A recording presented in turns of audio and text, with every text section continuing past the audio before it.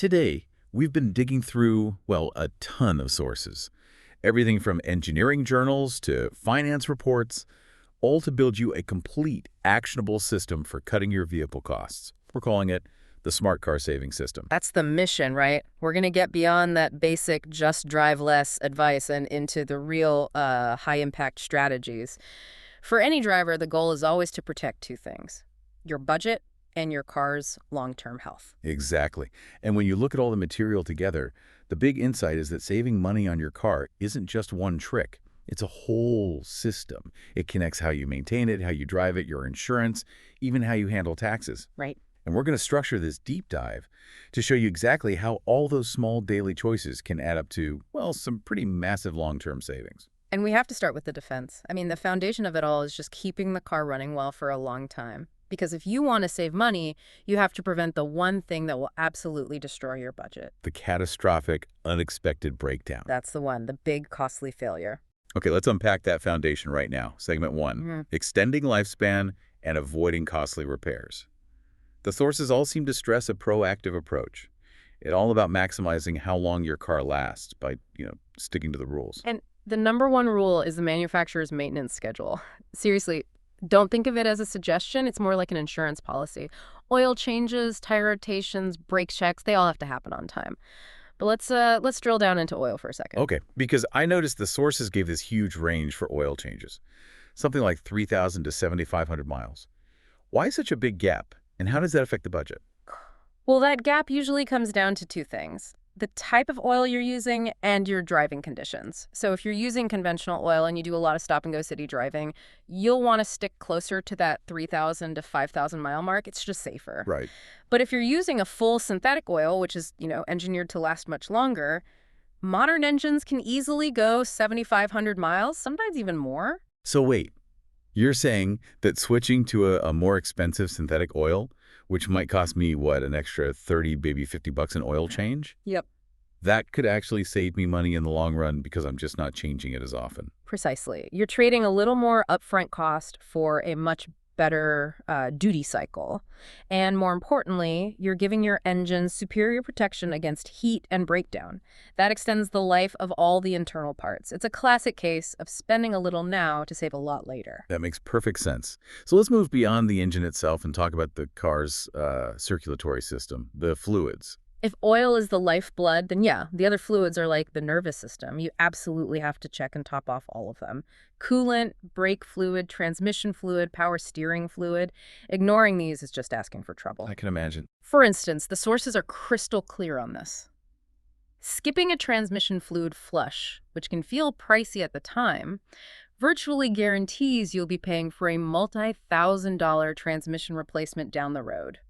That's a huge difference between preventative and reactive spending. And filters matter too. Not just for the engine's health, but for ours, right? An engine air filter helps with efficiency, but the cabin air filter, Yeah. that's about the air we're breathing inside the car. Absolutely. And moving on to the tires and brakes, these are your contact points with the road. You should check your tire pressure every month, not just for safety, but because low pressure is a huge hidden fuel cost. We'll get more into that in a bit. And the brakes. For brakes, you just have to watch the pad wear. If you replace the pads as soon as they get low, you prevent the metal backing from grinding into your rotors. That grinding forces a much more expensive rotor replacement. So that proactive behavior, fixing the small problem before it becomes a huge one, that's really the theme of this whole first segment, isn't it? It is. If you see a check engine light or hear some weird scraping sound, every moment you hesitate is it's money down the drain. You have to treat those warning lights like a financial alert from your bank. The cost difference between a minor fix, like replacing a $40 sensor, and a major failure caused by ignoring it can be, 10 times as much. Okay, let's shift to proactive seasonal care. This is critical for anyone living in cold or coastal areas. We've talked about rust and corrosion. We do. Washing the outside and cleaning the inside, that's basic. But the sources all emphasize paying special attention to the undercarriage. In places that use road salt, the undercarriage is under constant attack. Salt and moisture, they just combine to eat away at everything. Brake lines, suspension parts, even the frame itself. Wow. Regularly washing the undercarriage, especially right after it snows, literally buys you years of life for those components. It's maybe the least glamorous job, but it's one of the most cost-effective things you can do. And what about the paint? I mean, protecting the finish has to be critical for keeping the resale value up. That's right. You should apply a wax or a sealant to protect the paint from UV rays and pollution. That sun damage isn't just cosmetic, it breaks down the clear coat, which leads to chipping and then, well, more rust. So even just parking in the shade when you can is a no-cost way to protect your car. It really is. And quickly, for anyone storing a car long-term, like a convertible for the winter, the advice is pretty specific. Very specific. You want a dry, cool spot. Fill the gas tank all the way up to stop condensation from forming. Use a car cover. And crucially, add a fuel stabilizer and disconnect the battery. That prevents it from slowly draining over time. Okay, so segment 1 established that protecting your vehicle prevents those big financial shocks. Exactly. And now we can move to segment 2, daily wins driving habits and fuel efficiency. If maintenance is your long-term defense, efficient driving is your immediate offense for saving money. So what are the simplest changes we can make in our daily driving that give us the biggest, fastest savings on fuel? It starts right where we left off, with your tires. We said to check the pressure monthly. Well, the data shows that for every 2 psi, your tires are below the recommended level, your fuel economy drops by about 1%. 1%. That doesn't sound like a lot. But it adds up. If your tires are chronically underinflated by, say, 8 psi, you are wasting 4% of your fuel budget right off the top, and you're wearing out your tires faster too. So a $3 tire gauge and a minute of my time each month could save me hundreds of dollars a year in gas and new tires. That's a massive return on investment. It is. Next up is just your driving style. This is the difference between a jerky, aggressive driver and a smooth one. You have to avoid mashing the accelerator and slamming on the brakes. Why is that so important? Every time you stomp on the gas, you burn extra fuel just to get up to speed. And then every time you slam on the brakes, you're just wasting all that forward momentum, that kinetic energy that you just paid for with that gas. And what about speed? I mean, on the highway, a lot of people treat the speed limit as just a suggestion, but the laws of physics aren't suggestions, are they? Not at all. High speeds increase aerodynamic drag exponentially. The easiest way to think of it is like trying to push a brick through water. Fuel economy almost always drops sharply above 55 or 60 miles per hour. So driving at 80 instead of 70. If you consistently drive at 80 instead of 70, you are probably sacrificing 10 to 15% of your fuel efficiency, just to save a few minutes. Using cruise control on the highway really helps maintain that constant, efficient speed. What about idling? I feel like we hear conflicting advice. Should you let the engine warm up for a while? Should you turn it off in the drive-thru? That old advice about warming up the car for 10 minutes, that's really outdated for modern cars. Today, you really only need to let the engine run for a minute or two before you drive, just to get the oil circulating, especially when it's cold. And after that? After that, you want to minimize idling. If you think you're going to be stopped for more than 60 seconds, turn the engine off. The amount of fuel it takes to restart the engine is actually less than the fuel you'd burn just idling for a minute. 60 seconds. That's a great, actionable number to remember. What about all the stuff we carry in our cars? Does weight really make a big difference? It absolutely does. The heavier the vehicle, the more energy it takes to get it moving. If you've got unnecessary stuff in your trunk, old sports equipment, boxes of tools, a heavy roof rack you're not using, take it out. Every 100 pounds you remove can improve your fuel economy by 1 to 2%. Wow.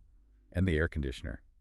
Sweet relief on a hot day, but it comes at a cost, right? It does. Using the AC makes the engine work harder, which burns more fuel. The sources suggest using it, conservatively.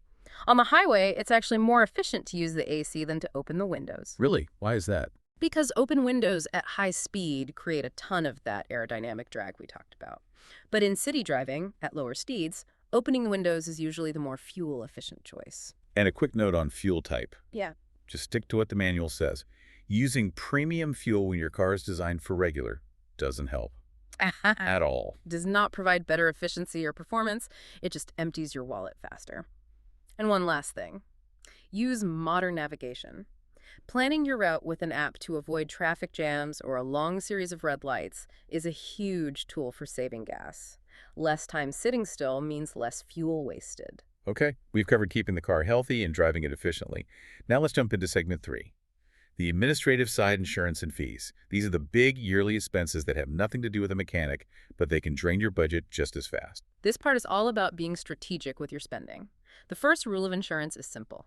You have to shop around and review your premium every single year. Why every year? Because your car depreciates every year, its value goes down. The risk profile for the insurance company changes, but they are not going to automatically lower your rate. You have to force them to compete for your business. And where you park your car can make a big difference in your premium, too. Oh, it's a major factor. Insurance companies give better rates if you can show your car is parked in a safe, secure place, like a locked garage, instead of on a public street. It just lowers the risk of theft and vandalism. Also, it's worth checking if installing a dash cam or an anti-theft device gets you a specific discount. Sources also talk about telematics. That's the technology that monitors your driving behavior. It can offer big discounts, but there's a trade-off there, isn't there? There is. It's a privacy versus discount calculation you have to make for yourself. These programs can offer up to 20 or 30% off your premium, but you have to commit to driving smoothly and, this is critical, no cell phone use while you're moving. If the system flags unsafe habits, your rate could actually go up. Right, so you have to be confident in your driving. You do. And of course, the classic risk trade-off is your deductible. Choosing a higher deductible is the single fastest way to lower your monthly or annual premium. But that requires some financial discipline. Exactly. If you raise your deductible from, say, $500 to $1,000, you'll save money now, but you absolutely must have that $1,000 saved and ready to go if you ever need to file a claim. And always bundle your policies. Combining your auto insurance with your homeowner's or renter's policy usually gives you the biggest discounts. Beyond just having a clean driving record, what other specific discounts should people be looking for? Low mileage discounts are huge, especially if you work from home now. And for families, the good student discount for keeping a B average or higher is often overlooked, but it's really valuable. You're basically getting rewarded for being responsible outside the car. Okay, let's talk government fees, taxes, and registration. This really starts the moment you buy the car, doesn't it? It truly does. The type of vehicle you choose has a huge impact on your lifetime administrative costs. Smaller, more fuel-efficient cars often have lower annual property taxes and registration fees. And if you're buying an EV, you have to research local incentives. County or city-level credits can shave hundreds, even thousands off the price and lower your yearly fees. And for cars you already own, what are the best tactics when it's time to renew? Always check if you can get a small discount for renewing online. It saves them time, so sometimes they pass a little saving to you. More strategically, see if renewing for a longer period, like 2 or 3 years instead of 1, offers a discounted rate. Right. You're giving up a bit more cash now for a better deal in the long run. And this brings us back to maintenance, because renewing your registration on time avoids late fees, which is just pure wasted money. And a well-maintained car is one that will pass those mandatory emissions or safety inspections, so you avoid penalties or failure fees. So we've mapped out the whole system for an individual owner. But in segment 4, we want to broaden the perspective a little. Alternative thinking and big picture savings. This is about shared use and smart long-term choices. This is where we see the idea of saving money actually benefiting the community, not just your own wallet. Let's talk about the benefits of carpooling and ride-sharing. The personal savings are immediate. You're sharing the costs of gas, tolls, and parking, which dramatically lowers your individual cost for a commute. But beyond that, you're actively reducing the wear and tear on your own vehicle. Fewer miles driven means a longer life for your car parts and pushing maintenance further down the road. And the commute itself can get better. Less traffic overall, and you might get access to those HOV, the high occupancy vehicle lanes, which can seriously shorten a long commute. And the big picture benefit is simple. Fewer cars on the road means fewer carbon emissions and better air quality. It's an environmental win that's tied directly to a personal financial win. So to wrap this all up, we've pulled a few rapid-fire practical tips from the sources that kind of tie together everything we've talked about: maintenance, finances, daily habits. First, the DIY approach. You can save a lot on labor. Wash and clean the car yourself. It's also a great way to inspect your car and spot any developing issues early. And leverage consumer programs. Join those fuel loyalty schemes at the gas station. Use credit cards that give you cash back on gas purchases. Research minor DIY repairs online. Changing a headlight bulb or replacing a cabin air filter. These are jobs that take 10 minutes but can cost $100 in labor at a shop. Drive defensively to avoid accidents. It sounds like basic safety advice, but every little fender bender leads back to insurance claims, paying your deductible and higher premiums in the future. And related to that, just avoid unnecessary fines. Speeding, parking, cell phone tickets. They are absolute budget killers. And here's a huge long-term strategy: smart vehicle selection. When you buy a car, try to choose one that's popular. Parts for common models are mass-produced, they're cheaper, and they're easy to find. That saves you a ton in repair costs over the life of the car compared to, a more exotic model. And finally, a small but powerful tip. Just pay attention to where you park. Park away from other cars when you can. Avoiding that casual door ding or shopping cart scuff is a zero-cost way to avoid dozens of small, irritating repairs. So what does this all mean for you? You now have a comprehensive, strategic system, not just a checklist.